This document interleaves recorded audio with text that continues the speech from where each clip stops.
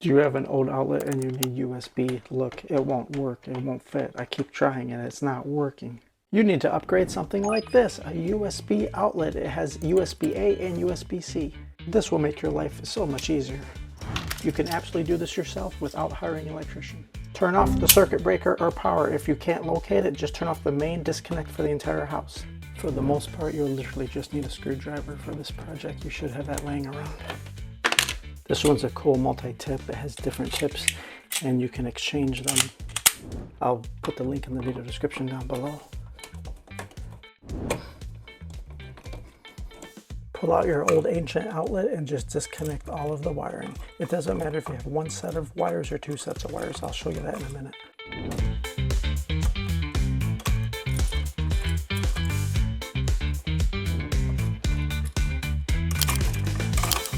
Okay, with the old outlet removed and discarded, now you have your bare wires. It doesn't matter if they're straight or curved around that screw, although for your new installation you are going to want to straighten them. You can do that with a pair of pliers. This happens to be a wire stripper, so I'm actually just going to cut it. And then remove a little bit of sheathing so we have a nice straight wire.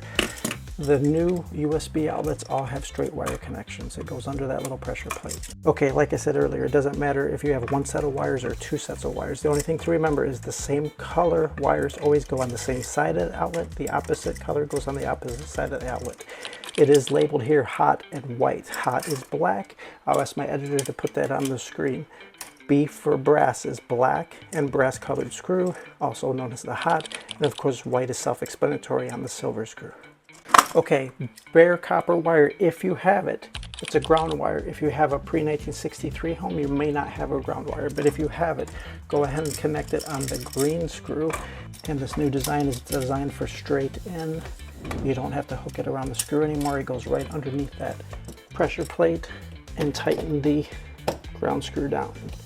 The order of sequence for best practice is ground connection first, then your neutrals, your hots last.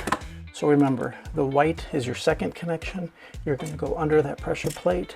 If you have one connection, one set of wire, that just means that this is the last outlet in your sequence, in your circuit. If you have more than one set, typically it's just daisy chaining outlets together to other outlets in that room or in the adjoining room.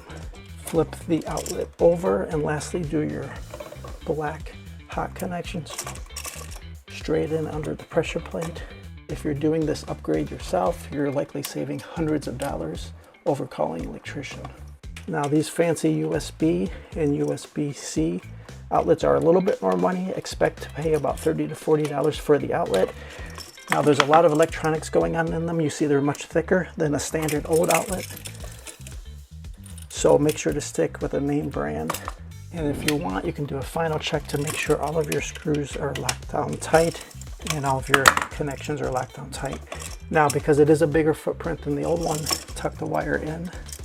Make sure nothing's sticking out. These are designed to not need electrical tape to wrap around. The connections are recessed. And then gently fold those wires back in. Okay, how tight to go on your new outlet? Just tight enough where these dog ears are tight up against the wall. The outlet is vertical and it's not loose or sliding around in any way. In some of the US kits, they will provide the outlet cover. If not, you're just going to buy these rectangle shape covers. So they are slightly different shape than standard covers. You can buy it in standard width, or you can buy oversized if you need more wall coverage. At this point, go ahead and locate your power circuit at your main panel, turn everything back on. This is a 15 amp outlet. You can install that in a 15 amp or 20 amp circuit and it won't matter. Okay, now with the power back on, you can test your new outlet. All right, charging. You did it. I knew you could do it yourself and save hundreds of dollars.